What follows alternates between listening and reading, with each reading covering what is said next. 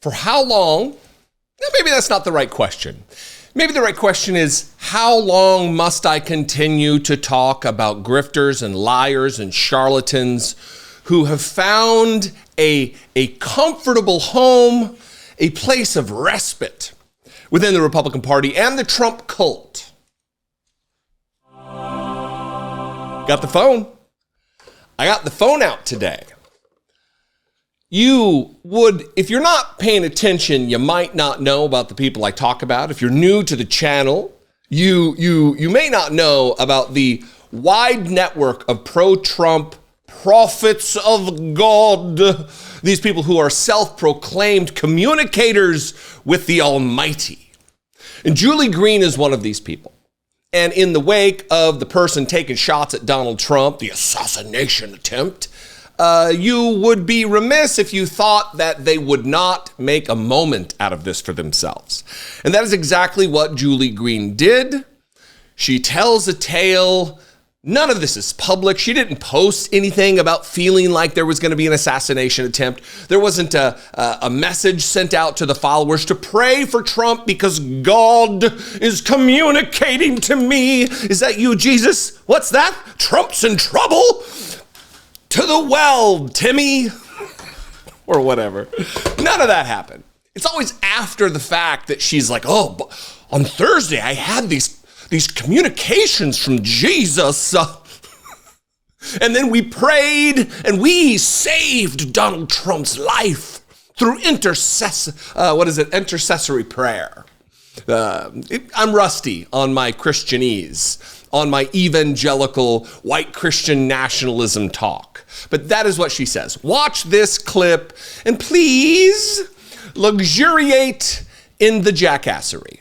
The city on Thursday, my team and I had to call them and do a prayer call because I was overwhelmed with the sensation of life and death situation regarding President Trump, regarding this nation, a terrorist attack. Something was going to happen. I could feel it. It was overwhelming me. I didn't know what else to do about it.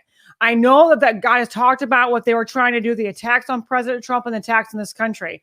Automatically, I went into that prayer mode. I started warring and praying in the spirit. It wasn't enough for me just doing it by myself. I called my assistant. It wasn't enough to do it by me and her. I had to call the team. The team and I prayed for over an hour and a half, warring and calling life and protection into President Trump, into his family. And that's how we deal with things any single time. And we dealt with it until I had that peace in my spirit that it was going to be okay. And that this was going to be what Satan meant for harm. God was going to turn into something good. Because one of the things that the Lord showed me, this was not just to assassinate President Trump. This was to kill the country at the exact same time. They were going to get President Trump. They were going to get this country at the exact same time. And so what we've been doing as a body of Christ is we've all been praying for the protection of Donald Trump. We've been praying for protection of his family. And we saw not only God save and deliver this nation in a day, because we saw something that took place, but he spared his life and he saved him and protected him. So I think that's how I responded. I responded into war mode, and I wanted to pray and pray for the family, but pray and intercede on behalf of this country because of what was going on and what the enemy really wanted out of it. Yeah. I was just listening. Yeah, it's nutty. Yeah. All right, Jesus. All right, brother. Thanks for all you do. Yeah. Good times. Bath on to Jesus. So on Thursday, she felt it was a life or death situation. Deep in her soul, God was communicating. Again, the arrogance to presume, to assert that you communicate with the creator of everything seen and unseen. The same thing I talked about yesterday with these people saying that God chose to spare Donald Trump's life because he wasn't done with him. I'm not through with you, Donald Trump. There's still a lot you need to do. Your supporter, on the other hand, who was shot by the gunman, I was done with him. Nothing more for him.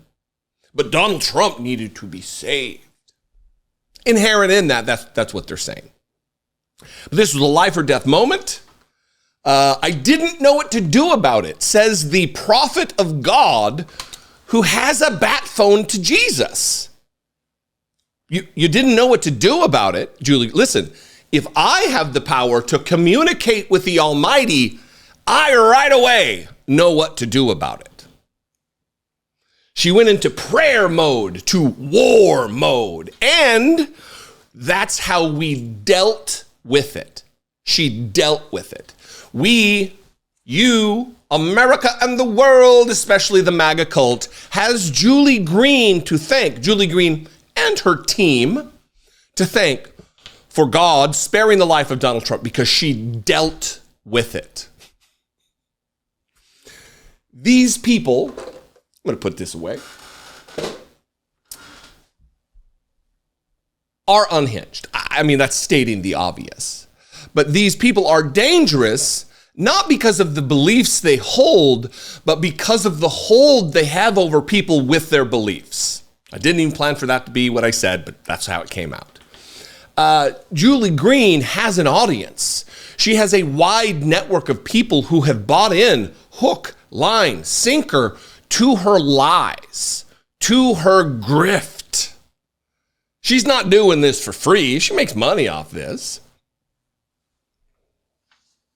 People believe that she does communicate with God. And if you can get people to believe you are so powerful to be a conduit to the Almighty, when you say things, you make exhortations about things, people will do insane things. She's a dangerous character, not just because she's a liar and a grifter and a charlatan, but because of that audience reach. Anyway, listen, if I was to start saying, you need to go out and do violent things, this is civil war, you need to go out and, if I started talking like an unhinged maniac, you should be flipping off your TV or closing the YouTube app on your phone or however you watch me. Because it's irresponsible, it's dangerous. It's fake, it's false. False prophets.